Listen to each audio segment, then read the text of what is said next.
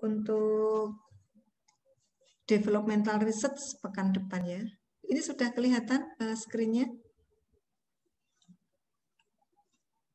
Belum, Bu. Belum? Belum, Bu. Belum. Belum, Bu.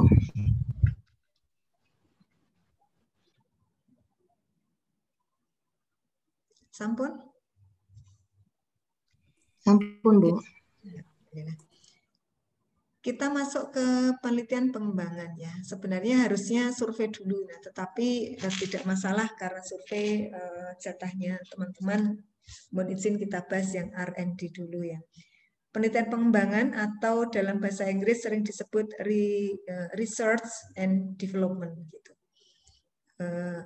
Ketika kita melakukan research ya tentu saja ada tahapan-tahapan, dan pada siang ini kita akan didiskusikan mulai dari konsep dasar, latar belakang, kajian pustaka, kemudian metode, hasil, dan pembahasan.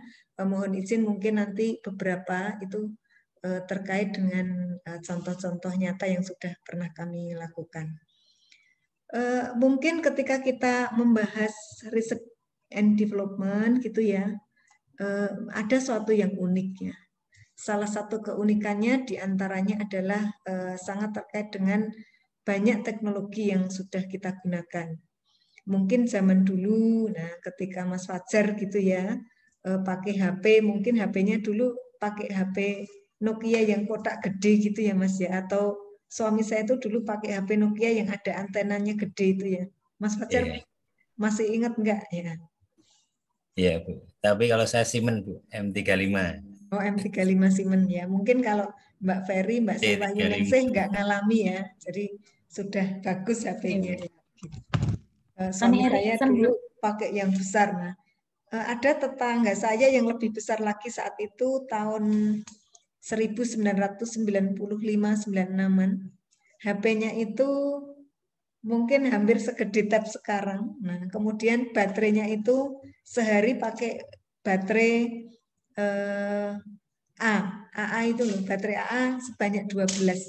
Jadi berat banget. Jadi sehari itu handphonenya itu pakai baterai AA 12 gitu. Zaman dulu ya.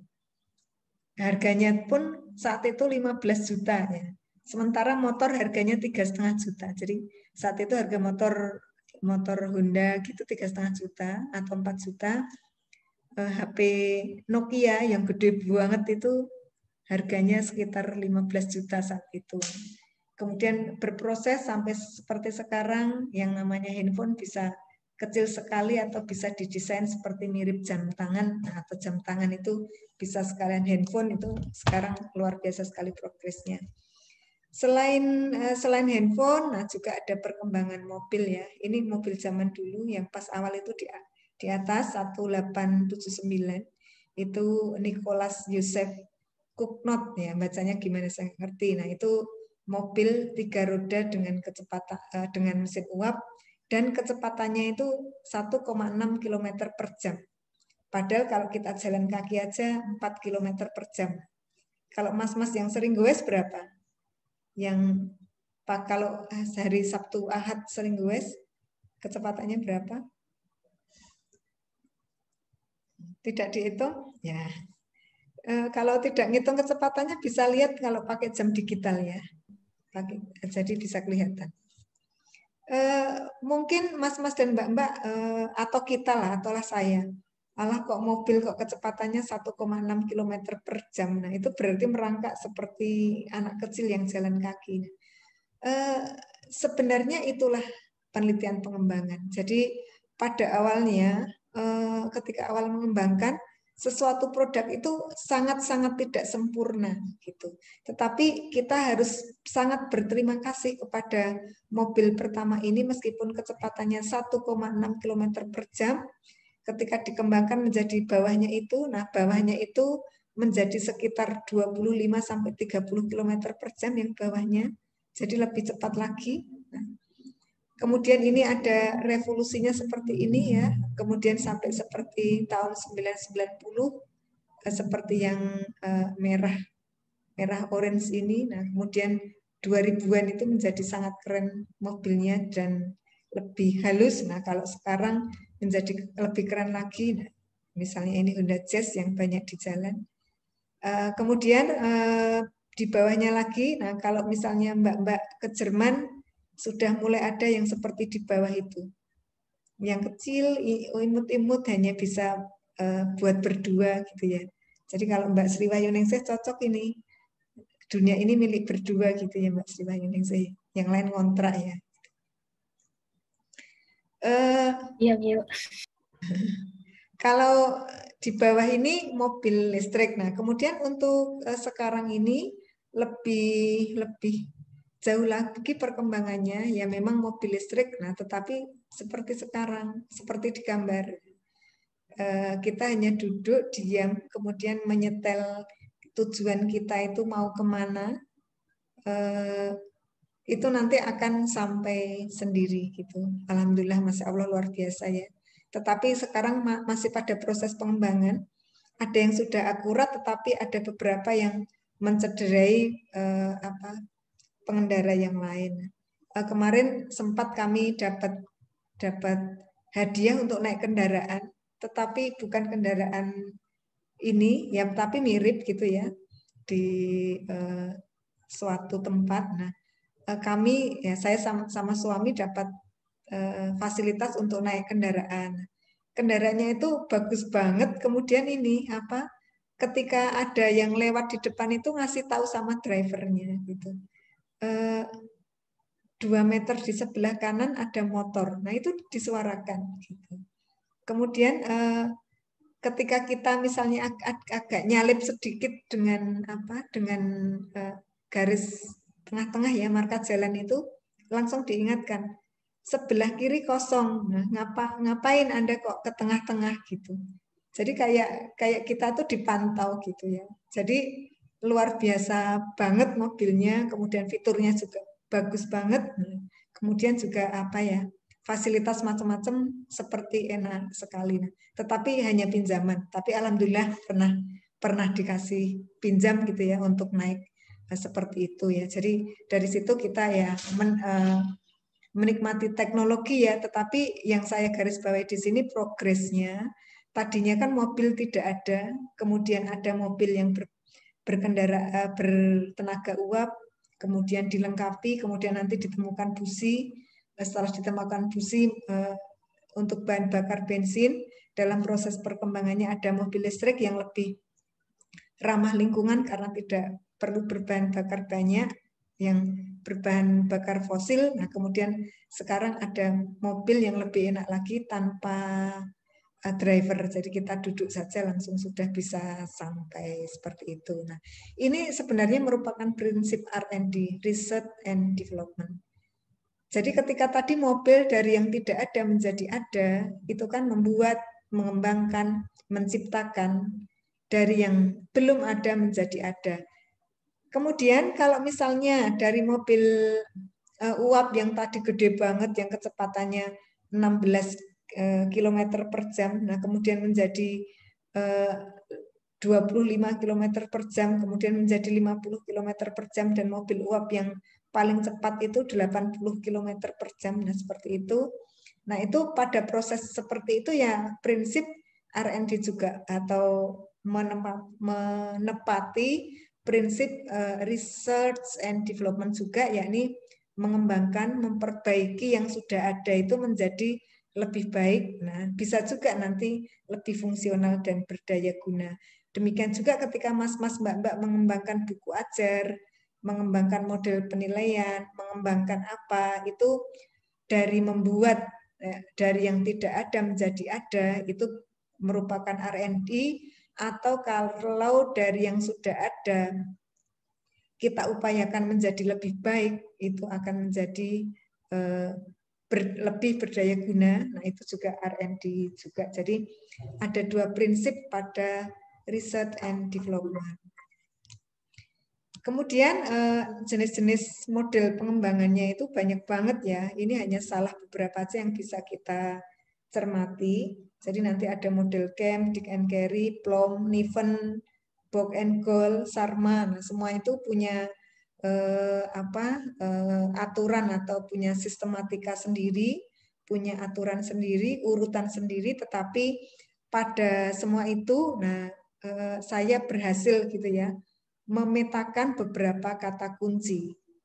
Jadi ada 5 tahap kata kunci ketika kita melaksanakan riset and development. Yang pertama, kita mengembangkan sesuatu itu kalau ada kepentingan, ada kebutuhan. Kenapa ada kebutuhan ini penting? Nah, kalau sesuatu tidak dibutuhkan, nanti tidak akan berkembang, tidak akan digunakan. Kalau tidak digunakan, muspro gitu ya, mubazir. Jadi pada kasus ini, ketika kita mengembangkan, itu perlu digarisbawahi adanya kebutuhan dulu. Kemudian dari adanya kebutuhan, itu kita merumuskan prototipenya. Jadi, oh butuhnya ini loh, butuhnya buku, butuhnya modul, butuhnya media. Nah, kenapa butuh media? Media yang diperlukan seperti apa itu masih di need assessment tahap 1. Dari tahap 1 kita dapat spesifikasi pula. Nanti kita kaji referensi, kemudian kita rumuskan prototipenya. Setelah dirumuskan, oh model yang dimaui begini loh. Kalau ada mbak-mbak, mas-mas yang dari Kalsel ada nggak? Ada yang dari Kalsel, mbak-mbak, mas-mas? Mas Randy Bu yang pernah di Kalsel. Oh ya, yang pernah di Kalsel, misalnya di sana itu kan ada pabrik apa ya, pengasahan intan ya misalnya. Nah, kalau yang saya mau seperti ini loh. Nah, seperti ini tuh namanya prototype. Yang beratnya sekian karat, nanti dibungkus dengan emas 5 gram. Nah, kemudian nanti desainnya seperti ini. Nah, itu tuh namanya rumusan prototype gitu. Nah, itu kalau Mas Randy kemarin mau ini ya, mau ngelamar gitu kan. Nanti cincinnya seperti apa? Jangan lupa ukurannya ya Mas Randy ya. Nanti takutnya kebesaran. Oke, Bu. Kemudian setelah tahu prototipenya seperti ini, kita mengembangkan produk. Mengembangkan produk itu ini ya, kita bisa bikin sendiri kalau memungkinkan, tetapi kalau tidak bisa membuat sendiri, kita minta tolong orang dengan prototipe dari kita, dan kita juga mengawasi prosesnya itu boleh. Seperti kalau pada kasus cincin gitu ya. Kasus IT kita nggak bisa bahasanya. Nah, tetapi menurut saya bisa bahasanya lebih baik. Seperti kalau kita lihat film-film kungfu Cina gitu ya. Oh, pedang yang bagus itu begini loh prototipenya. Bahannya itu merupakan dari meteor yang jatuh ke bumi. Kemudian cara menempanya seperti ini, campurannya ini. Nah, itu nanti kalau bisa dipegang sendiri proses membuat pedangnya itu. Nah, kemudian diuji produknya apakah benar-benar misalnya pedang yang dihasilkan memotong besi ya, dicoba pakai besi. Pedang yang dihasilkan bisa ini atau produknya bisa digunakan seperti ini. Softwarenya bisa menganalisis dengan lebih cepat. Kalau yang awal cepatnya sekian, yang baru dikembangkan cepatnya sekian. Gitu. Nah, itu menguji produk. Atau mobil yang tadi kecepatannya sekarang sekian, kemudian menjadi sekian. Nah, kemudian dulu belum ada mobil matic, sekarang ada mobil matic, keunggulannya ini. Nah, itu perlu diuji, kemudian kalau sudah disebar luaskan. Itu step-step inti dari mengembangkan produk untuk R&D, tetapi secara garis besar. Nah, tapi kalau misalnya mas-mas, mbak-mbak mau menggunakan model tertentu, nanti monggo saja silahkan. Nah, ketika need assessment, nah kita ini ya pada tahap 1 itu kita bisa melakukan deskriptif eksploratif gitu ya. Jadi apa toh sebenarnya urgensi dari produk yang mau kita bikin, kita kembangkan. Untuk need assessment ini kita bisa melakukannya dengan angket, wawancara, FGD, FGD, ya, dan macam-macam. Kemudian nanti dari need assessment ini kita juga bisa melihat ketersediaan sumber daya untuk ini ya, memprediksi pemanfaatan produk ke depan. Contohnya, kita akan membuat produk mobil listrik misalnya, tetapi akses untuk listrik jauh. Nah, kalau akses listrik jauh ya tidak cocok mobil itu. Berarti meskipun sumber daya manusianya ada, tetapi non manusianya tidak ada, ya tidak bisa. Maaf, Bu.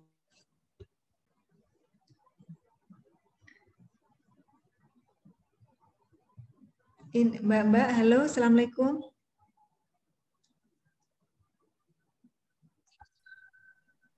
Waalaikumsalam. Bu, tadi terputus-putus, Bu, ya. Sepertinya saya terlempar ini.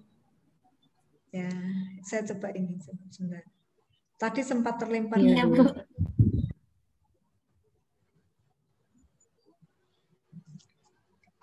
Halo, Bu Heri.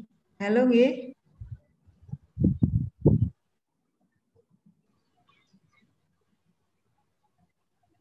Sudah terakses ya suara saya?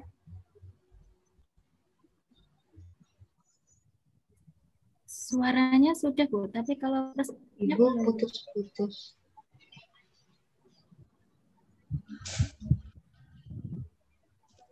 Putus-putus ya.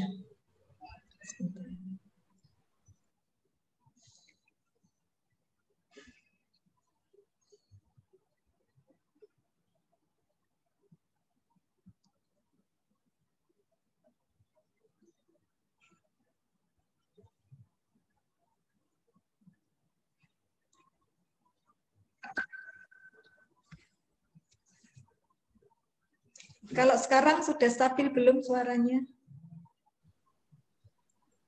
Lebih baik, Bu. lebih baik, Bu. Alhamdulillah. Mohon izin kita lanjutkan ya. Silakan. Ini tadi Mbak Jutmaisaroh coba masuk ya.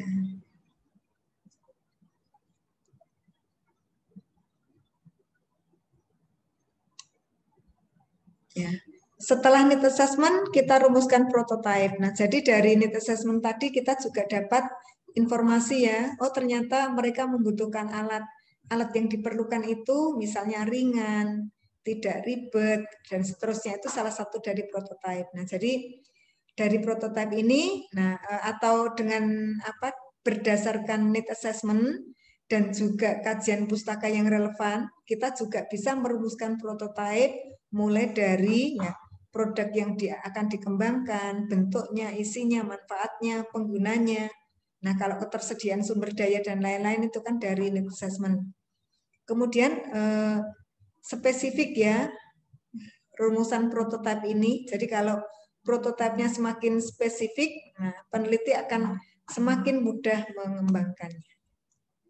Selanjutnya adalah proses mengembangkan. Ketika proses mengembangkan ini, perlu diamati apakah pada proses pengembangannya itu ada tantangannya atau kalau kemudahannya seperti apa, kalau kesulitannya seperti apa. Jadi ketika pada proses pengembangannya tidak hanya benar-benar melulu membuat, tetapi kita juga perlu mengamati prosesnya. Kemudian dari informasi yang lain, SDM-nya gimana, bahannya gimana, semua kita laporkan. Dan juga, kalau misalnya diperlukan nanti perlu divalidasi, divalidasi oleh ahli, apakah produk itu sudah memiliki spesifikasi yang sama dengan yang diharapkan pada pas need assessment atau pada kajian pustaka. Setelah itu ada uji coba produk, uji coba skala terbatas atau uji coba skala luas. Pada uji coba skala terbatas,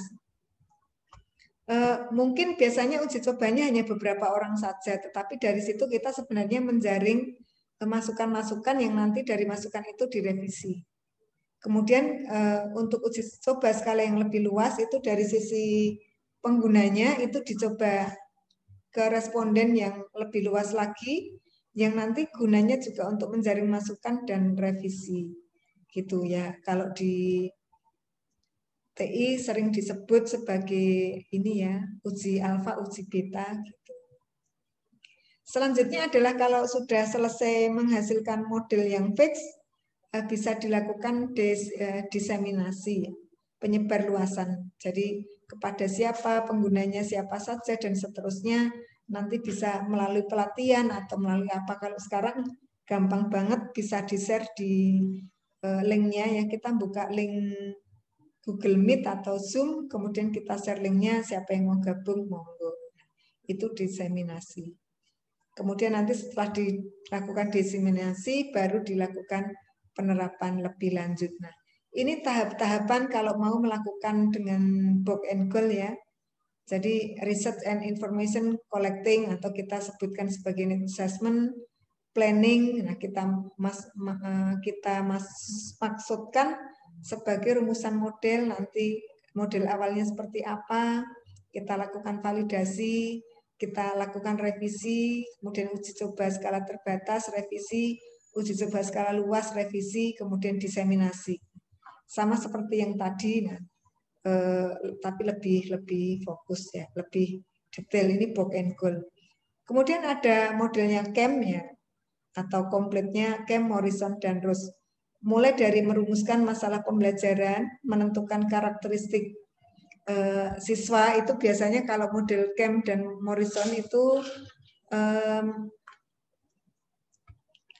terkait dengan pengembangan bahan apa atau bahan ajar atau buku atau produk yang terkait dengan pendidikan.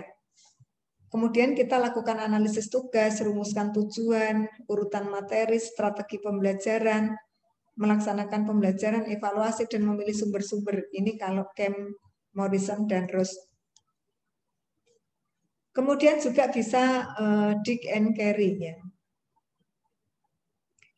Yang pertama mungkin kita perlu mengidentifikasi tujuan pembelajaran, melaksanakan analisis, menganalisis karakteristik siswa dan konteks, merumuskan tujuan pembelajaran, mengembangkan instrumen, kemudian mengembangkan strategi pembelajaran, memilih materi, merancang, merevisi, kemudian merancang evaluasi sumatif. Nah, ini kalau dig and carry.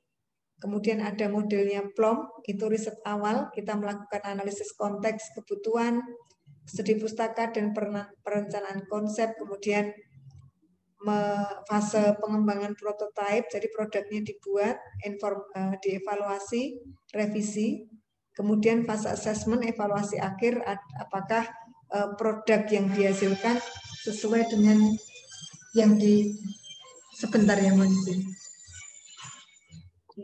Assalamualaikum warahmatullahi wabarakatuh. Ada boleh sekedar Pak kalau pukul 15.30 bisa sholat. Nuansa.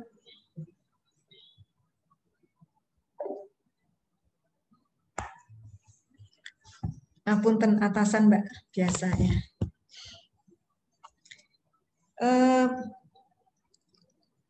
Kemudian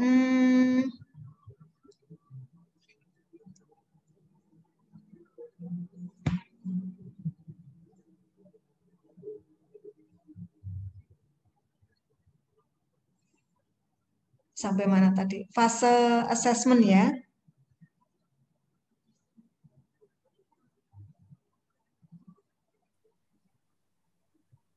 Baru awal tadi. Tadi sampai mana Mbak? Plom ya, benar plom ya. Iya. Benar. Baru preliminari Bu yang dijelaskan. Setelah melakukan analisis konteks, kemudian jadi bedanya dengan book and goal tadi, pada preliminary research itu termasuk analisis konteks itu ke lapangan melakukan riset need assessment, kemudian kita lakukan studi pustaka, kemudian merencanakan konsep, mau bikin A, B, C, atau bikin sesuatu yang karakteristiknya PQR. Kemudian dengan PQR tadi, kita membuat produknya itu di fase kedua, development phase ya. Kemudian fase ketiga itu evaluasi akhir. Tetapi pada development atau prototype phase itu sudah mulai membuat, kemudian uji coba skala terbatas, revisi, uji coba lagi, revisi sampai dapat yang hampir final. Nah, itu modelnya PLOM. Jadi sebenarnya mirip-mirip saja, hanya masalah penamaannya. Nah, kemudian kalau modelnya 4D dari Tyagarajan mendefinisikan, mendesain, mendevelop, kemudian disseminate, nah, itu Tyagarajan. Mirip juga sih pada dasarnya. Nah, kemudian untuk produk dikatakan baik ya. Yang pertama mungkin nanti dari sisi valid itu sesuai dengan kebutuhan. Kebutuhan tadi yang dibutuhkan apa, A, B, C, D, cocok tidak.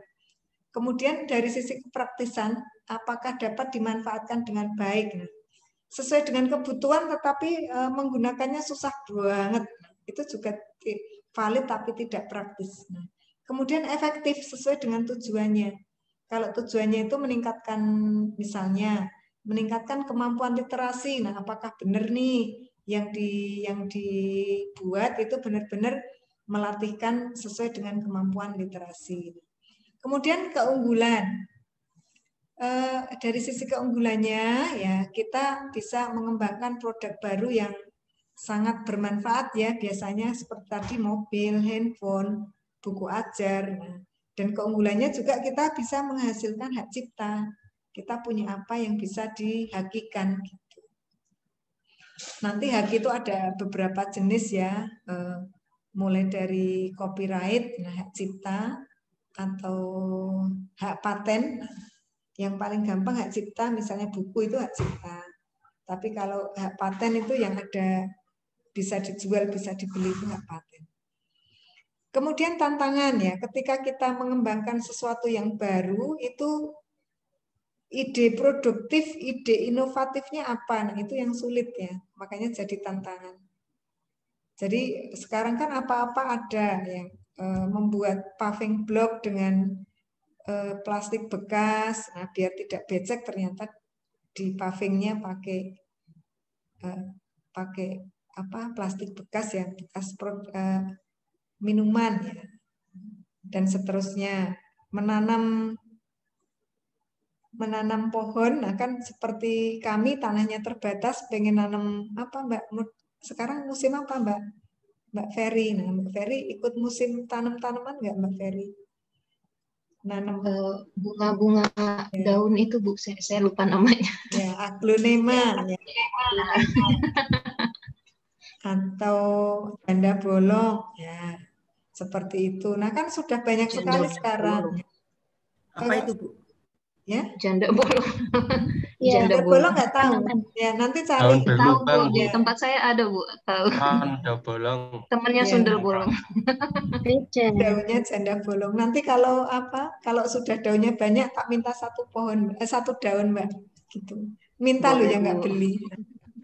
Boleh Bu, tempat Satu saya pot banyak. juga boleh, Bu. Ya, oh ya satu pot. Nah katanya kalau menanam itu kan yang asik mengamati progresnya ya Mbak. Jadi satu sampai pernah penasaran katanya menanam apa daun lidah mertua itu ternyata secuil itu sudah bisa tumbuh ternyata. Iya, ditancepin. Iya. Ya, jadi ternyata saya bisa membuktikan. Nah, kemudian termasuk aglonema ini dengan satu batang kecil ini nanti terus tumbuh daun. Nah, itu sudah saya alhamdulillah membuktikan. Jadi nanti minta daun janda bolongnya kecil aja, apa batangnya kecil ada daunnya satu, mudah-mudahan bisa tumbuh ya Mbak. Iya. Insya Allah. Ya. Jadi dari situ, nah ide inovatifnya apa? Nah, karena banyak temuan sekarang apa menanam pakai hidroponik lah, menanam pakai kantong lah, menanam di apa atas genteng lah. Nah itu kan sebenarnya suatu yang baru. Ide baru apa lagi ya? Nah misalnya mbak-mbak yang suka membimbing PKM misalnya, itu kan gimana konsep tanaman ya, tanaman kebun berdiri gitu, tetapi bisa menanam tanaman yang besar-besar misalnya labu ya, labu apa waluh ya, labu Labu kuning. labu kuning Labu kuning. ya betul. labu kuning. Nah, itu kan sebenarnya karena labu kuning itu banyak manfaatnya untuk kesehatan, tetapi nanamnya kan selama ini kan harus di sawah yang luas gitu ya. Gimana nanamnya biar tidak di sawah yang luas, tetapi bisa ditanam, mungkin medianya di tanah, tapi ditaruhnya itu tanamannya di atas genteng misalnya. Gentengnya tetap aman, tapi tanahnya bisa labu kuningnya bisa besar. Nah, itu kan suatu hal yang inovatif. Jadi itu ide yang susah, itu ide produktifnya, ide inovatifnya apa. Kemudian ketika membuat karya besar, nah itu kan tentu saja perlu waktu yang lama ya, dan memprosesnya itu perlu waktu yang sangat telaten gitu ya. Contohnya gini, nah di kampung kami ada satu kampung bikin isu ya, kita tidak usah menanam ya, atau kalau menanam sebangsa tanaman bunga-bungaan sedikit saja, yang lain diganti tanaman yang bisa dimakan. Nah, dari wacana itu, nah kita buat isu, saling memotivasi, kemudian yang tidak punya pot cara nanamnya dengan apa? Dengan memanfaatkan macam-macam, yang tidak punya pupuk cara memanfaatkan limbah domestik untuk pupuk seperti apa. Nah, alhamdulillah saya juga sudah nyoba. Nah, dari situ karya besarnya itu kan merupakan proses dan perlu waktu lama ya. Awalnya ya, banyak yang tidak percaya. Masa rumahmu kan tanahnya pasir, kemudian kamu sendiri nggak punya ternak untuk apa ya, untuk pupuk. Nah, gimana kamu mau menumbuhkan tanaman? Nah, di sini proses telaten konsistennya. Ternyata dengan model ada isu besar, ada saling memotivasi. Nah, kita jadi model pengelolaan tanaman pangan di rumah tangga gitu ya, termasuk apa? Nanam cabai, nanam tomat, nanam labu, bisa labu ternyata alhamdulillah. Nanam pepaya. Nah, jadi sebagian uang itu ketika di masa pandemi ini bisa dimanfaatkan untuk yang lain dan sementara proses sayur-sayurannya bisa memanfaatkan yang ada, jadi untuk memangkas biaya-biaya sehingga dengan model ini anak-anak tetap bisa sekolah dan bayar SPP seperti biasa, dan untuk makan ya sebagian ditopang dari ketelatenan dan konsistenan. Nah, ini suatu contoh ide produktif, dan karya besar itu bukan berarti harus berbentuk mobil, tapi bisa juga model, bisa juga ide kreatif, bisa juga isu yang diterapkan. Nah, itu jadi bisa saja karya itu bukan hanya dalam bentuk hard, tetapi dalam bentuk soft juga gitu. Kemudian yang lain, nah ketika memvalidasi itu kan perlu perlu banyak ahli ya. Dan ketika kita melibatkan ahli, biayanya kan perlu besar dikeluarkan. Dan untuk R&D ini biasanya tuh kadang perlu beberapa tahun atau paling enggak setahun lah, mengembangkan studi need assessment dulu, mengembangkannya dulu, uji coba skala terbatas, uji coba skala luas, diseminasi. Nah, makanya sering kita gunakan istilah multi years ketika kita mengajukan hibah research gitu. Nah, contoh penelitian ini ada banyak, penelitian bahan ajar untuk siswa auditori, model panggung mini untuk pembelajaran kesenian. Nah, jadi sebenarnya kesenian itu kan, mohon maaf nih, sebenarnya itu banyak siswa-siswa tuh yang berbakat ya di SMP, di SMA. Tetapi mereka tidak punya panggung untuk itu, untuk aksi gitu ya. Akhirnya aksinya di jalan-jalan dalam bentuk apa, Mbak Sri Wahyuningsih, Pak Fajar yang pengamat ya, kenal dengan geng klideh ya. Iya, Bu. Ya, Nah, terdengar sebenarnya beritanya, Bu. ya, terdengar beritanya dan menyeramkan ya Pak. Jadi sebenarnya geng klideh ini menurut saya ya, karena saya juga punya anak yang sudah melewati remaja, nah, mereka tuh perlu aksi, perlu tempat, perlu wadah untuk beraksi, tetapi untuk beraksi aktualisasi diri ini tidak ada panggungnya. Akhirnya panggungnya itu di jalan dengan menunjukkan kemampuan bela diri, tapi kemampuan bela diri yang nggak benar, nah, itu sebenarnya bisa diatasi dengan misalnya model panggung mini ini. Sebenarnya kalau anak disibukkan dengan mencari prestasi, nah saya kira masalah kelitih tidak ini ya, tidak akan menjadi berkepanjangan. Kemudian zaman sekarang pembelajaran daring banyak dilakukan. Nah, kemudian pengembangan e-book ya, ini perlu seriusi. Ya. Contohnya ya nanti jadi judul riset pengembangan e-book titik-titik penyokong pembelajaran daring, pengembangan bahan ajar siswa berkebutuhan khusus, pengembangan perangkat pembelajaran, misalnya dalam Bismart atau apa, atau Edmodo atau apa untuk meningkatkan kemampuan literasi berbasis problem based learning misalnya. Kemudian ini contoh ya, kemarin kita janji akhiri dengan contoh, yakni yang kami lakukan dengan Pak Samsul, dengan Pak Aryadi. Jadi mengembangkan sistem rapor. Sebenarnya ini penelitian kami 2014, tetapi didanai 2015. Jadi pada saat itu yang Bapak Ibu yang pernah pengalaman menjadi guru itu kan diminta membuat rapor itu tertulis ya. Jadi melaporkan KI 1, KI 2, KI 3, KI 4 itu terus mabuk. Nah, sementara ketika mabuk itu solusinya apa? Dari pemerintah dulu belum ada.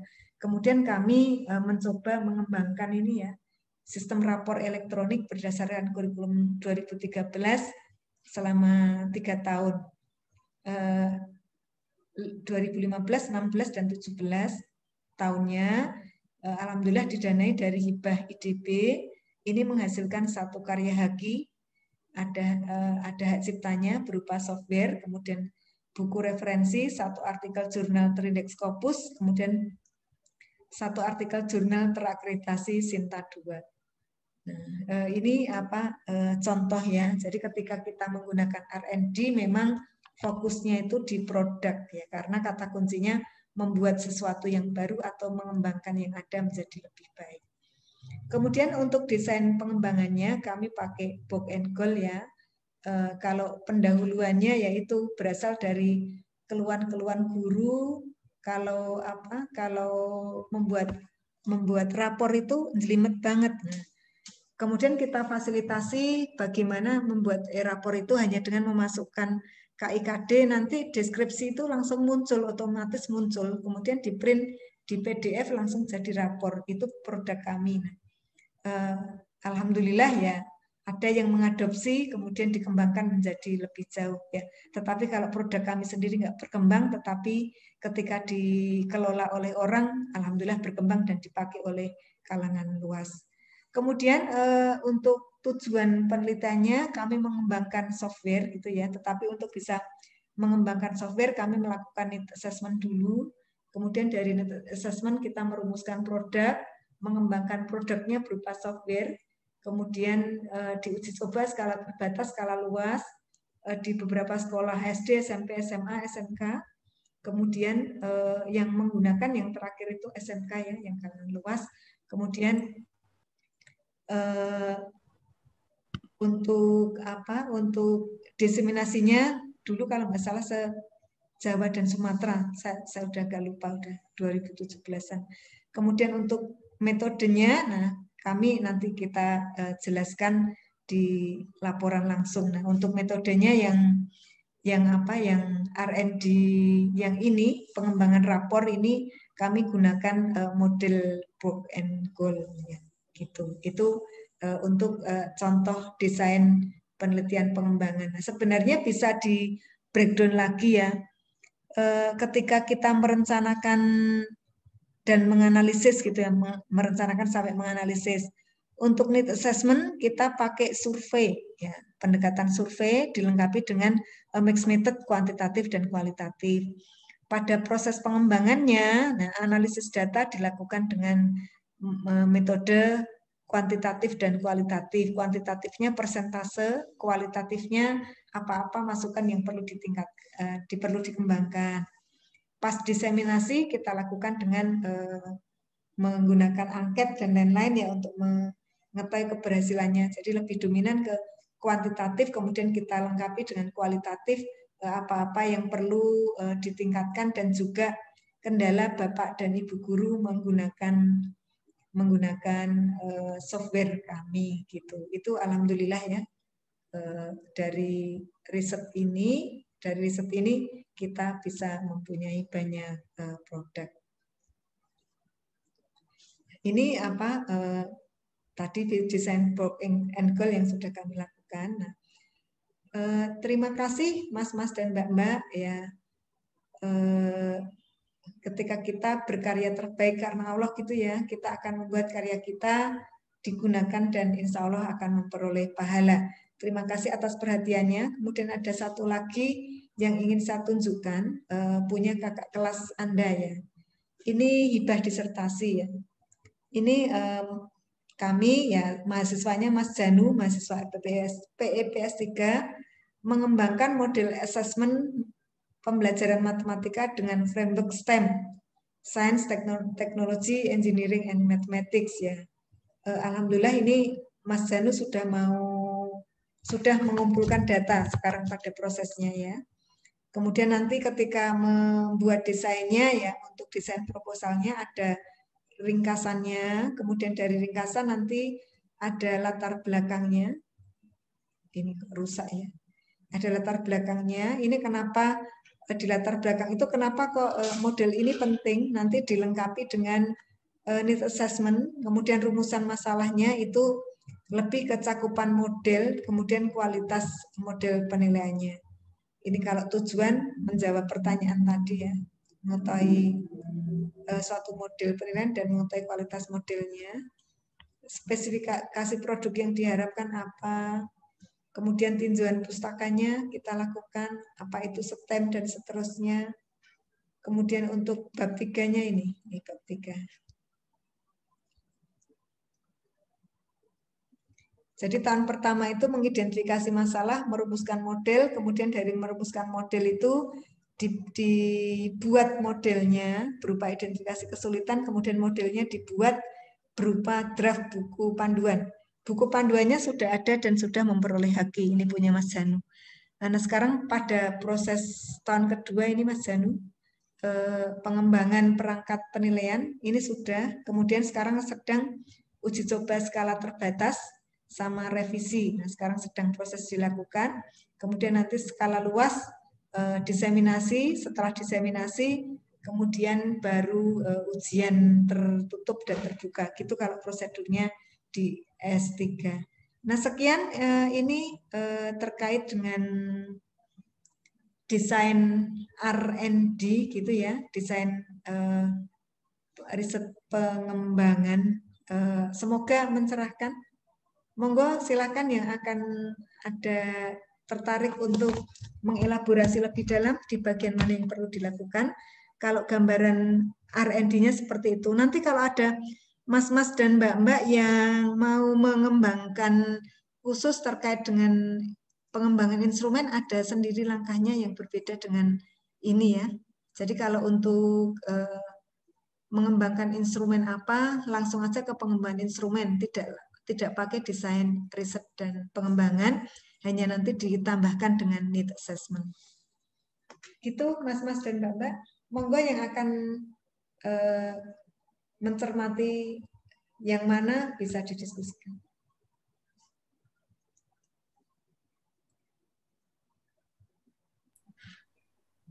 Izin bertanya, Bu. Monggo silakan Mbak. Maaf, Pak. Ya, maaf. Yang satunya apa? Back. Iya, yang satunya dikecilin volume. Sudah saya mute, Bu. Sudah saya matikan. Oke, saya mau bertanya Bu, untuk model tadi untuk alesitrolip belum disampaikan ya Bu.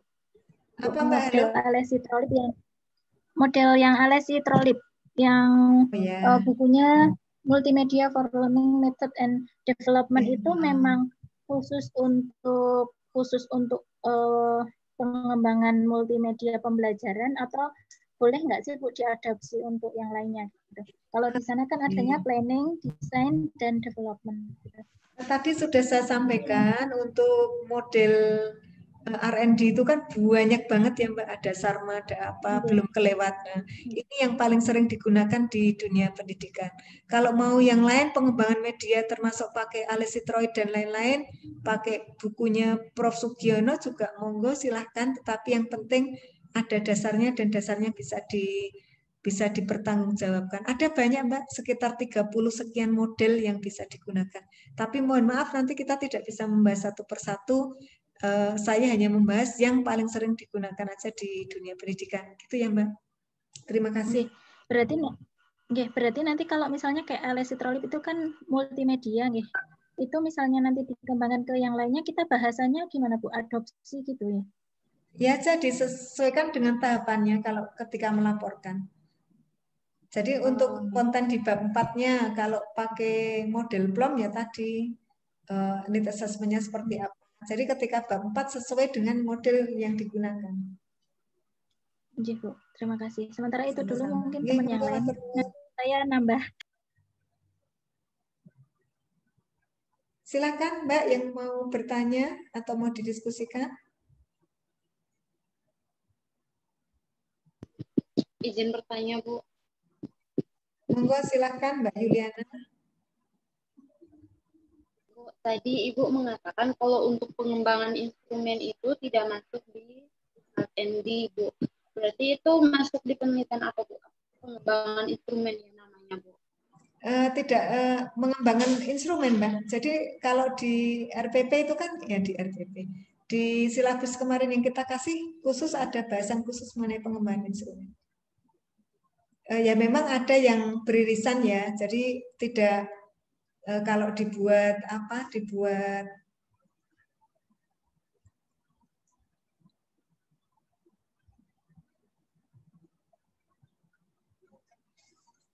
ini begini. Ini misalnya R&D. Ini pengembangan instrumen. Nah, ini ada irisannya gitu. Memang begitu. Tetapi boleh berdiri sendiri nggak apa-apa. Nanti insya Allah ada bahasan khusus kok. Ya mungkin Mbak nggak dapat ya, ada yang dapat ya. Monggo yang lain silakan. Ibu mau bertanya. Oke, baik. Monggo ada Mbak Feli. Oke. Monggo Iya, mau bertanya. Ibu tadi kan untuk R&D maupun pengembangan instrumen kan ada need analysis. Itu boleh nggak Bu tidak lewat angket, cuman pengamatan saja gitu, boleh nggak Bu? Yang penting ada laporannya Mbak. Tidak harus angket kok, boleh wawancara, boleh FGD, boleh riset kualitas. Misalnya kalau boleh kuantitatif. Kalau researchernya, kalau penelitinya cuma mengamati lalu kemudian melihat dari tendensinya gitu, berarti tidak boleh ya Bu? Tetap harus dari pihak yang diamati ya? Kalau saya melakukan seperti itu eman-eman Mbak. Karena kalau kita lakukan serius untuk need assessment sendiri itu bisa satu artikel ya. Kalau misalnya kita hanya melakukan riset itu untuk hanya mau menceritakan satu paragraf, dua paragraf, kok sayang, eman-eman gitu. Nah, kalau saya untuk need assessment sendiri sudah satu artikel. Oke, baik. Oke, baik. Makasih Bu. Sama-sama.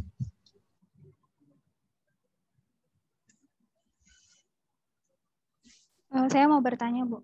Monggo silakan Mbak Elsa.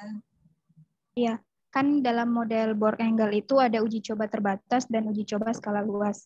Apakah ada syaratnya berapa jumlah sampel pada uji coba terbatas dan apakah itu berhubungan antara jumlah sampel pada uji coba terbatas dan uji coba skala luas? Oh ya, kalau istilah jumlah sampel kok saya tidak ada kenal itu ya Mbak. Mohon izin mengenalkan terminologi yang cukup tepat untuk digunakan itu untuk di PEP itu bukan jumlah sampel, tetapi ukurannya, ukuran sampel dan ukuran populasi. Karena jumlah sampel kan orang, jadi tidak bisa dijumlah. Gitu.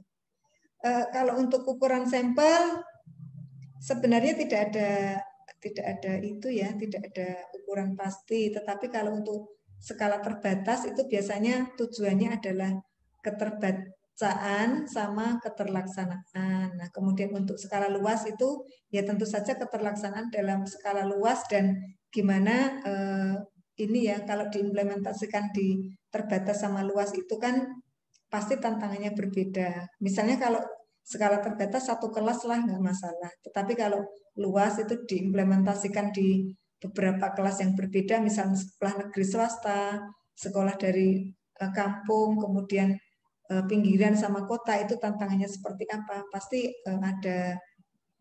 ada tantangan yang berbeda-beda. Nah, semacam itu kalau ada beberapa karakteristik yang bisa ingin diketahui itu di skala luas, kemudian kalau hanya mengetahui keterbacaannya saja kan bisa skala terbatas gitu. Nah, kalau masalah misalnya satu kelas bisa 22 orang, bisa 32 orang. Kalau kita membatasi diri dengan ukuran sampel yang mau digunakan, nah itu kan malah ini Mbak, pusing sendiri. Gitu. Ya. Jadi yang penting apa yang mau diketahui itu dilakukan, terlebih sekarang di masa pandemi. Kalau kita membatasi diri, pokoknya skala terbatas saya harus 50 orang. Siapa sekarang 50 orang yang mau pembelajaran luring ya? Nah, baru 3 orang aja sudah diparani sama Satpol ya. Jadi ada petugas COVID yang nanti menggerebek rumah kita kalau berkumpulnya lebih dari beberapa orang. Nah, seperti itu. Jadi kadang-kadang kita juga perlu menyesuaikan dengan keadaan. Nah, sementara kalau keadaan sudah membaik, uji coba terbatas hanya 5 orang, Pak Yo, malu juga kan. Jadi sementara kita bisa mengumpulkan yang lebih banyak, tetapi kita melakukan sedikit. Jadi seperti itu masih pada kategori relatif ya, sesuai dengan tujuan dan keperluannya dan juga masalah keterlaksanaannya. Gitu Mbak Elsa. Iya, masih lanjut, Bu. Misalnya setelah uji coba terbatas itu kan ada revisi. Nah, misalnya setelah direvisi itu, apakah langsung uji coba skala luas atau uji coba terbatas dulu? Atau uji coba terbatas lagi? Ya, kalau misalnya dari sisi uji coba terbatas, tujuan uji coba terbatas, revisi, tujuan sudah sesuai yang diharapkan. Lah, tujuan uji terbatas lagi apa tujuannya? Ya idealnya untuk melihat lagi Bu sebelum masuk ke. Kalau misalnya dari uji coba terbatas satu memang peneliti belum yakin dengan yang dilakukan, mau uji coba terbatas lagi tidak masalah. Tetapi kita perlu yakinkan apa sebenarnya yang dilakukan itu harus ada tujuannya. Kalau dari uji coba terbatas satu, uji coba terbatas satu tujuan sudah tersampaikan, nah berarti ya itu kan ya sudah selesai uji coba terbatasnya, nggak usah diulangi lagi. Gitu Mbak. Ya Bu, terima kasih. Oke, sami-sami. Monggo Mbak-mbak yang lain silahkan. Boleh nanya Bu. Oh ya, silakan Bapak Mas Bu. Bang Bukhari dulu Bu yang jauh. Yang jauh dulu. Nah. Ya, terima kasih Bu. Dalam R&D ini Bu, apakah memungkinkan adanya kegagalan gitu Bu dalam penelitian R&D ini? Lalu kemudian jika itu gagal, apakah itu bisa dilaporkan menjadi sebuah temuan atau bagaimana gitu Bu? Terima kasih Bu. Ya, gagal sering. Nah, tetapi gini Mas, seperti mobil listrik SMK.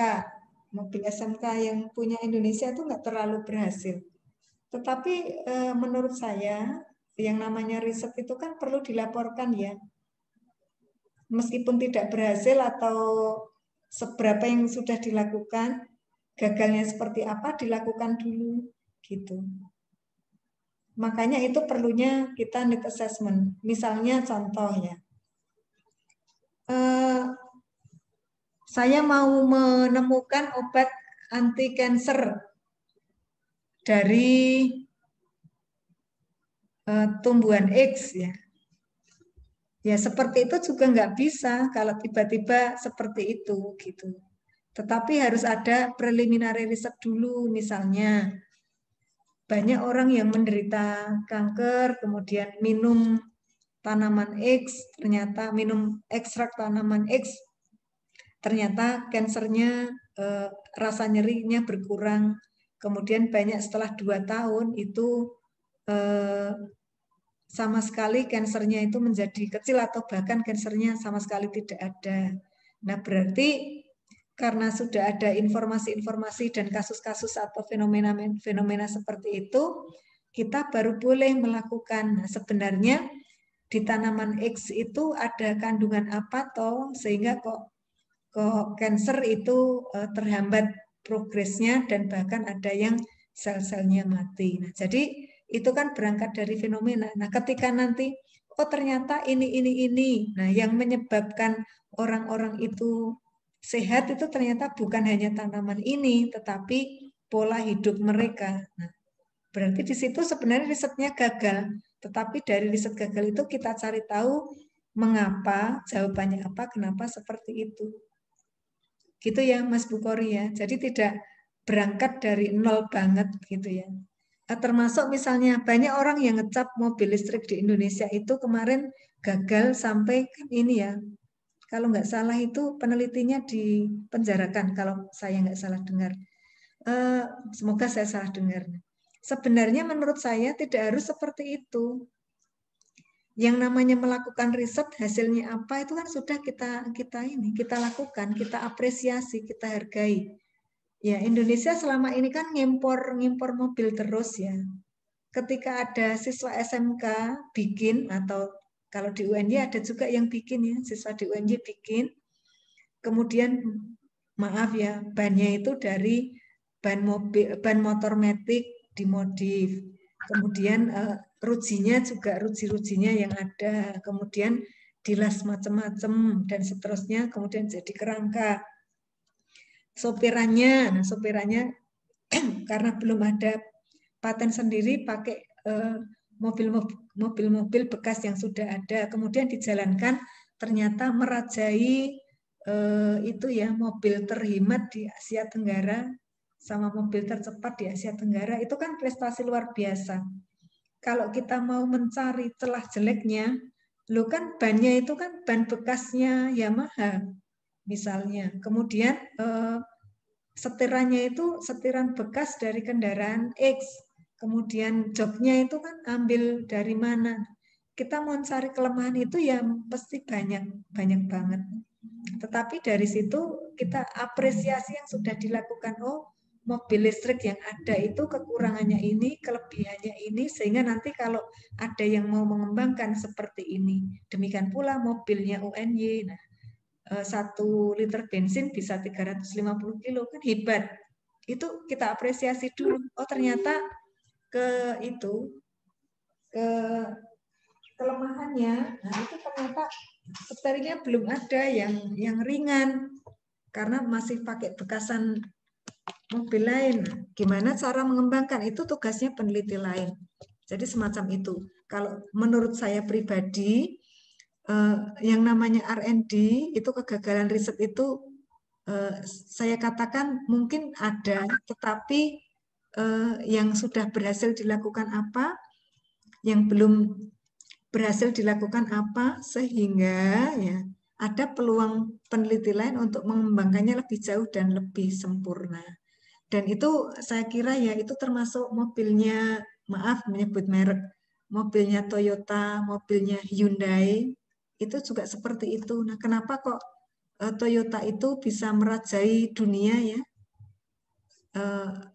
dekade 20 tahun terakhir dan bisa mengalahkan mobil Amerika ya, itu kan salah satu diantaranya karena mereka mengembangkan terus-menerus. Jadi ini kelemahannya ini diperbaiki, ini kelemahannya ini diperbaiki.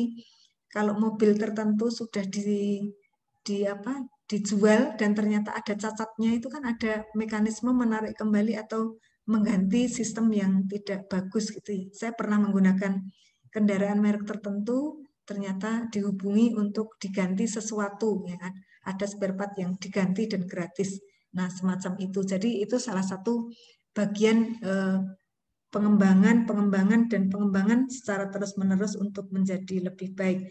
Dan sekali lagi, kita tidak akan gagal ketika kita melakukan preliminary research yang cukup. Contohnya tadi, obat tertentu itu dianggap mengobati suatu penyakit atau tanaman tertentu dianggap mengobati suatu penyakit. Nah, preliminarinya apa? Kita cari orang-orang yang sudah menggunakan itu dan berhasil. Contoh lain, ada tanaman di Kalimantan, itu namanya akar talas. Ada yang dari itu, ada yang dari Kalimantan? Akar bajakan. Saya di Kalimantan, Bu. Kebetulan Bu Jumi ini dapat kiriman Bu itu. Oh ya, bukan akar bajakan, bukan. Jadi ada semacam talas atau apa ya Mbak? Kemudian talas itu kan ada akarnya panjang-panjang gitu. Kalau di sana akarnya itu kemudian dipotong-potong, dicuci, kemudian kalau kita dioseng-oseng ya, dibuat cah gitu ya. Kemudian dimakan. Kalau makan akar oseng-oseng itu atau produk makanan yang terbuat dari itu bisa memperpanjang masa ibu pemberian ASI itu selama 4 tahun, Mbak. Ya. Kalau kita menyusui anak 2 tahun aja itu kan sudah berat ya. Kadang-kadang dimasuk tahun kedua itu kan sudah disambung, apalagi anaknya Mbak Jumi ini kan kembar ya Mbak ya.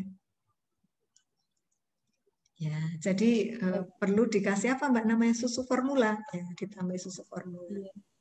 Nah, kemudian ini ibu-ibu di suatu desa itu ada yang tidak pakai sambungan, tetapi bisa menyusui anaknya sampai 4 tahun dan mohon maaf ya terkenal. Nah, di kampung itu anak-anaknya itu cerdas-cerdas. Nah, setelah diteliti sama, alhamdulillah saya sempat ketemu dengan penelitinya. Penelitinya itu alumni dari Setikes di Palangkaraya. Kemudian beliau itu sekarang malah mengajar di Afrika. Jadi setelah pensiun umur 70 tahun, beliau masih sehat, dikontrak oleh UNICEF untuk mengajar kebidanan di Afrika. Jadi luar biasa ya. Jadi pakar profesi beliau itu memang kebidanan. Nah, salah satu riset beliau yang membuat beliau doktor itu meneliti itu. Jadi kenapa kok di suatu daerah X ya di Kalimantan ibu-ibu itu bisa menyusui bayinya itu sampai 4 tahun non-stop ya. Dan ternyata itu juga bisa menjadi alat kontrasepsi. Jadi di sana itu tidak ada yang istilah kesundulan ya Mbak ya. Jadi karena menyusui terus dan minum konsumsi itu jarak antar anak itu bisa 4 tahun sampai 5 tahun gitu. Dan anaknya di situ hampir semua anaknya cerdas-cerdas. Salah satunya dengan konsumsi itu. Nah, berarti kalau misalnya seandainya kita sudah dapat informasi itu untuk riset awalnya, pendahuluannya, kita bisa mengembangkan misalnya apa istilahnya ya, pengembangan makanan tambahan untuk ibu menyusui sehingga bisa mempertahankan menyusui ASI selama 2 tahun. Misalnya semacam itu judulnya. Jadi basisnya itu ini. Entah nanti ketika di akhirnya itu tidak 4 tahun benar-benar tetapi hanya bisa mempertahankan sampai 2 tahun full ya tidak apa-apa. Itu ternyata salah satu faktornya karena 1 ibu bekerja, 2, 3 makanan apa dan seterusnya itu malah justru diselidiki. Nah, jadi ketika kita menggarisbawahi jawaban saya untuk Mas Bukhori, menggarisbawahi ketika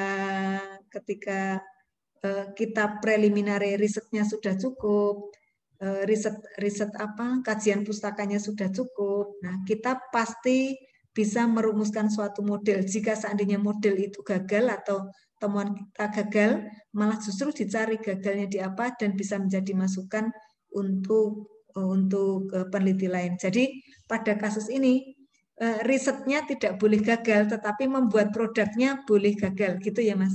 Beda ya, membuat produk sama risetnya. Gitu ya Mas Bukhari. Iya, terima kasih Bu. Ya. Tadi di belakang Mas Bukhari ada Mas Fajar, monggo Mas.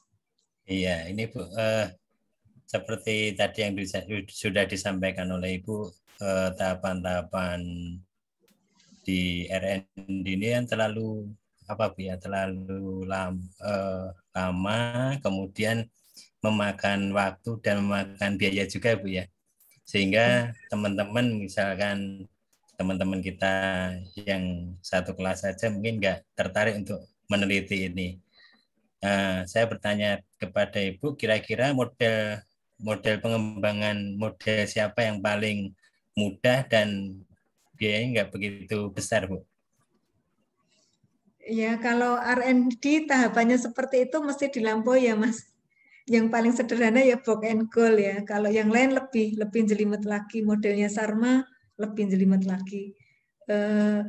Ya itu, kalau mau resiko ambil R&D ya seperti itu gitu. Terus gini, kalau Mas Fajar golongan di PNS apa sekarang posisinya? Saya bukan di PNS, Bu, cuma di swasta dan bukan profesi sebagai pendidik. Oh, profesinya apa? Saya kebetulan ikut di ini lembaga penelitian. Oh, nama payungnya apa? Metrodata? Surveimeter. Oh, Surveimeter. Oh, gitu. Sebenarnya gini, ya namanya kita belajar itu kan gini ya, kita pelajari semua dulu, nanti mbok-mbok ke belakang bermanfaat gitu ya Mas ya. Jadi ini kita fasilitasi ya. Dan mohon izin ya, mungkin kalau di mata kuliah evaluasi PEP ini, di mata kuliah PEP ini kan ya namanya aja penelitian dan evaluasi pendidikan. Jadi semua payung penelitian itu dipelajari. Terus itu yang pertama. Kemudian yang kedua, Mas-mas dan Mbak-mbak itu kan diplot ketika nanti sudah S2 itu kan menjadi peneliti beneran, kemudian ada yang menjadi dosen gitu. Dan ketika menjadi dosen itu kan harapannya nanti bisa S3 atau bisa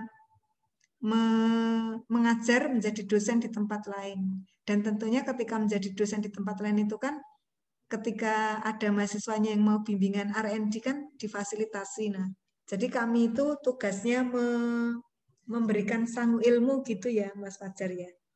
Ya memang tidak banyak orang yang mau melakukan R&D, tetapi kalau di dosen itu ada platform riset tahunan multi years atau riset beberapa yang bisa dilakukan beberapa tahun, didanai beberapa tahun itu sampai memperoleh produk tertentu. Seperti contohnya, nah ini Prof. Siswantoyo itu yang di Ketua LPPM UNY itu membuat sepeda pintar. Dari sepeda itu, ya sepeda itu bisa kalau pakai sepeda itu memang harganya mahal sekali. Bisa menghitung macam-macam, Mas. Jadi kalau naik sepeda itu bisa langsung ketahuan tensinya berapa, gula darahnya berapa. Kemudian hari ini mengayuh sekian kilo itu nanti benefit apa yang diperoleh. Jadi istilahnya sepeda pintar gitu. Sepedanya bisa dua opsi, sepeda statis atau bisa sepeda yang digenjot beneran gitu. Sepeda yang digenjot di rumah sama sepeda yang bisa digoes sepanjang jalan. Jadi ada dua produk seperti itu. Itu salah satu produk teman kami. Kemudian produk lain. Selama ini itu kalau ngelas atau sebentar. Saya agak lupa. kemarin itu saya ditunjukkan produknya. Jadi ada teman itu meneliti untuk bahan bakar apa itu kan harus pakai solar. Nah, sementara soal solar itu kan harus mencari-cari ya, mencari-cari kemudian membeli dan agak mahal. Kemarin ada teman saya itu mematenkan sebuah alat bahan bakarnya itu minyak jelantah. Jadi minyak jelantah dari rumah tangga itu dikumpulkan, kemudian dibeli, kemudian digunakan untuk bahan bakar suatu mesin. Mesinnya itu apa saya lupa, mesinnya apa. Jadi di situ beliau menggarisbawahi satu efisiensi, yang kedua cinta lingkungan. Karena dari hasil penelitian beliau ternyata yang dibakar itu minyak jelantah, itu polusi udara yang dihasilkan itu jauh lebih rendah, sepersekian gitu ya, kalau nggak salah 1/7 atau 1/5, saya kemarin tidak terlalu ini, hanya mendengar sekilas, dibandingkan ketika membakar dengan oli. Kemudian ketika dengan oli itu harga seliternya itu misalnya berapa harga oli Mas? 8.000 atau 5.000? Bensin Bu ya, pertalite. Itu Mas, solar. Solar apa nggak ada lagi? Oh solar ya, 5.500 kalau yang 5.000-an. subsidi. Jadi dengan solar 5.500 itu beliau hanya mengeluarkan 3.000 kalau nggak salah, untuk 3.000 dari minyak jelantah untuk ini, untuk proses itu. Nah itu kan suatu hal yang luar biasa banget. Dan kalau nggak salah satu yang dipasarkan itu ini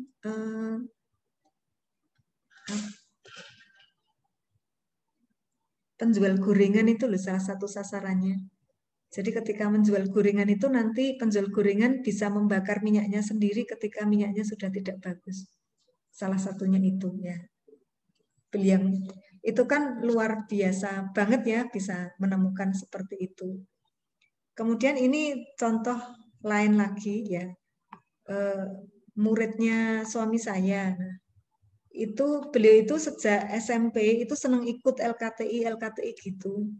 Kemudian beliau itu senang karena kami di Gunung Kidul itu dekat dengan pantai ya, sering beliau itu main ya, masnya itu main ke laut gitu. Nah, beliau setelah kuliah masih S1 bikin drone untuk memantau keadaan laut dan dipatenkan. Nah, itu kan sesuatu banget. Nah, jadi masih S1 sudah membuat semacam itu. Nah, sebelumnya beliau juga membuat drone tapi untuk digunakan di udara, tetapi saya nggak ngeh khusus untuk spesifikasi apa gitu. Dan termasuk ini, mohon maaf ya, beberapa waktu lalu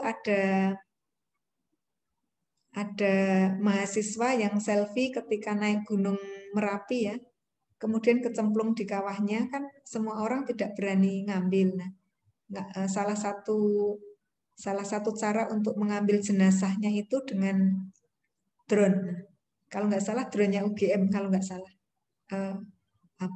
Itu yang dipublish seperti itu. Jadi teman-teman dari SAR bekerja sama untuk mengangkat sesuatu dengan menggunakan drone khusus yang dibuat dengan keperluan khusus. Jadi semacam itu. Nah itu kan R&D. Nah tetapi itu kan yang kelihatan banget. Nah sebenarnya R&D yang sederhana itu pengembangan buku ajar dan lain-lain. Ada mahasiswa kami itu Mbak Asri ya. Mbak Asri itu mengembangkan buku ajar untuk anak tunarungu. Nah, dan dipatenkan juga. Nah, saya minta bikin 1 semester, tetapi Mbak Asri itu karena semangat banget tidak mau, Bu, saya tidak mau kalau mengembangkan 1 semester. Saya mau mengembangkan 1 tahun untuk kelas 2 SMA sekalian. Jadi semacam itu.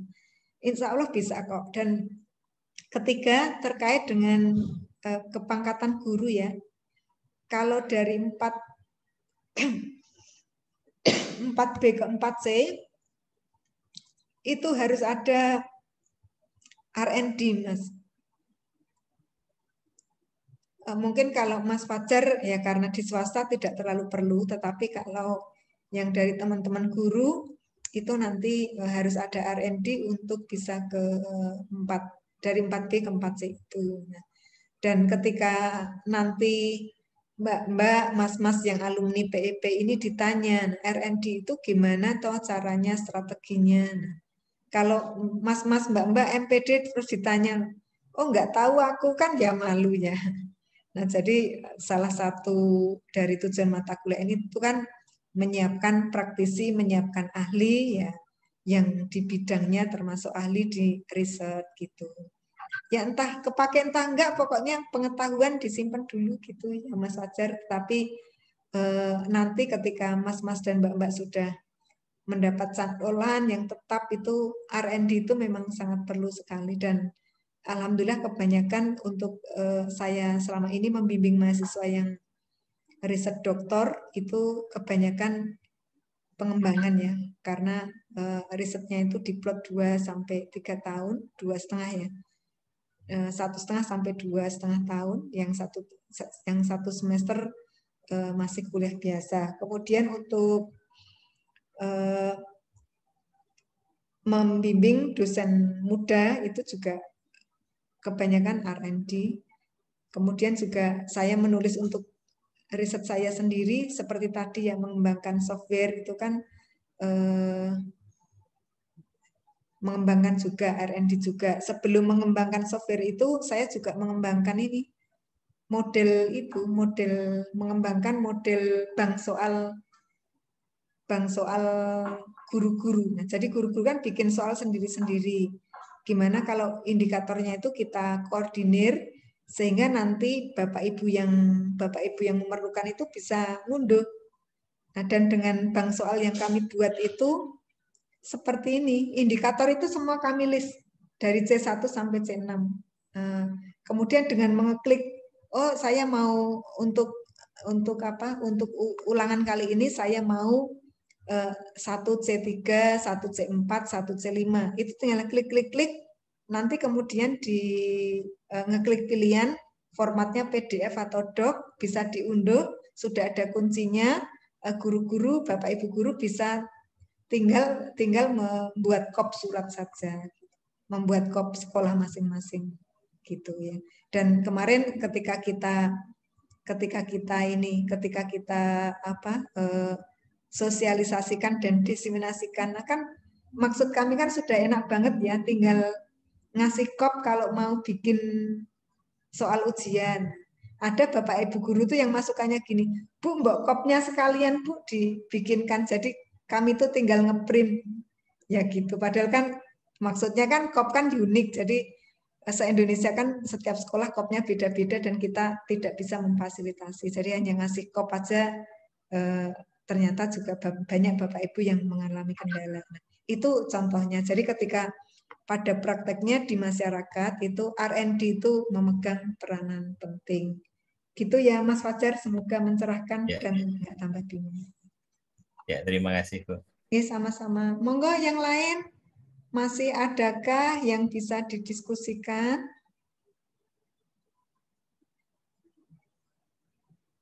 Mohon maaf Ibu.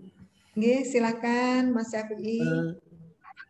Selama ini kan kalau pemahaman saya R&D itu sifatnya itu produk ya, barang yang fisik gitu. Apakah kalau kemudian model-model teoretik itu boleh disebut R&D atau itu sesuatu yang lain, Bu? Mau mengembangkan teori gitu? Ya kalau ya, selama ini produk Mas, produknya itu bisa hard and soft. Kalau mengembangkan teori nanti ya ada caranya tersendiri, namanya grounded teori. Nah, jadi dari kualitatif kemudian nanti dibawa untuk merumuskan suatu teori tertentu, namanya grounded teori. Gitu Mas.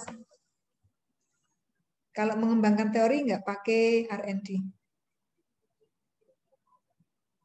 Oh baik Bu. Berarti mengembangkan model, misalnya model model apa sih yang penilaian? Ya misalnya model penilaian itu apakah grounded ataukah R&D atau ya. bentuk yang lain? Kalau model penilaian itu kan nanti terus itu ya Mas, ada panduannya cara melaksanakan penilaian, kemudian ada diukur dengan instrumen seperti apa, contoh ini, contoh instrumennya. Kemudian nanti ada penskorannya gimana. Kemudian nanti kalau sudah ada skornya, interpretasinya seperti apa, lulus atau tidak, kalau belum lulus diapakan. Nah, seperti itu kan sebenarnya abstrak, tetapi dari abstrak itu ditulis menjadi buku panduan. Jadi salah satu produk ketika pengembangan model adalah buku panduan. Ketika kita mengembangkan model dan modelnya dituangkan menjadi buku panduan, masuknya R&D. Tetapi tadi Mas Ahmad Syafi'i, mohon maaf kalau tidak saya salah, itu kan mau mengembangkan teori gitu ya. Ketika mengembangkan teori, nah itu tidak pakai R&D, tetapi pakai yang lain gitu. Gitu ya Mas ya. Baik Bu, baik.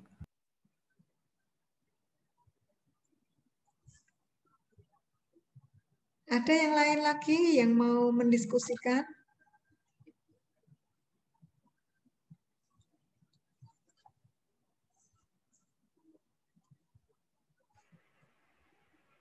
Izin Bu, kalau saya nambah lagi pertanyaannya Bu.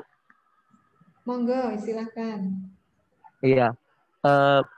Ini melanjutkan dari pertanyaan Bang Fajar. Apa mungkin Bu model-model pengembangan itu dia direduksi gitu Bu, tidak semuanya dilaksanakan. Misalnya broad and goal gitu kan ada 10 langkah, ternyata yang dipakai itu hanya 6 langkah gitu Bu. Begitu juga dengan model-model lain. Bolehkah seperti itu Bu? Terima kasih Bu. Ada Mas, tetapi gini, box and goal yang dimodifikasi. Nah kemarin gini, pas pandemi itu kan kita tidak bisa melakukan diseminasi atau pada mau melakukan uji terbatas saja karena uji coba skala luas tidak mungkin dilakukan. Tetapi setelah diskusi dengan beberapa profesor, nah tetap ini Mas, kalau mau pakai box and goal ya utuh aja. Lebih enak seperti itu, ada pertanggungjawabannya. Seandainya nanti Mas Bukhari melakukan box and goal kemudian hanya sampai tahap, tetapi maksud saya gini, kalau hanya sampai tahap tertentu, nah itu dilaporkan saja. Tetapi yang paling afdol keseluruhan, kecuali kalau multi years, tahap 1 itu sampai 2 tahap awal, nomor 1 dan 2. Tahap 3-4 tahun kedua, tahap 5-6 sehingga step 1 sampai 6 semua dikerjakan selama 3 tahun. Gitu boleh Mas. Seperti itu, kemarin ada kasus evaluasi CIPP. Nah, hanya evaluasi C-nya aja. Ya masa disebut evaluasi CIPP kalau hanya C-nya saja. Evaluasi C saja berarti gitu. Nah, jadi menurut saya kalau mau menyebut CIPP ya komplit, mau menyebut 4 level Kirkpatrick ya komplit, kecuali memang pada tujuan ini hanya dibatasi saya hanya bisa mengevaluasi level 1 dan 2 untuk pelatihannya karena alasannya begini, monggo silahkan. Tetapi semua itu dirembuk dengan supervisornya ya. Kalau saya pribadi ya kalau pakai itu ya kafah aja Mas, semua kafah itu kalau istilah Ustadz Abdul Somad itu kabeh ya. Jadi kalau mau pakai kabeh itu semua. Kalau pakai 4D ya semua D lah, semua D dipakai. Gitu. Gitu Mas Bukhari. Ya, terima kasih Bu. Ya, masih ada 5 menit. Monggo.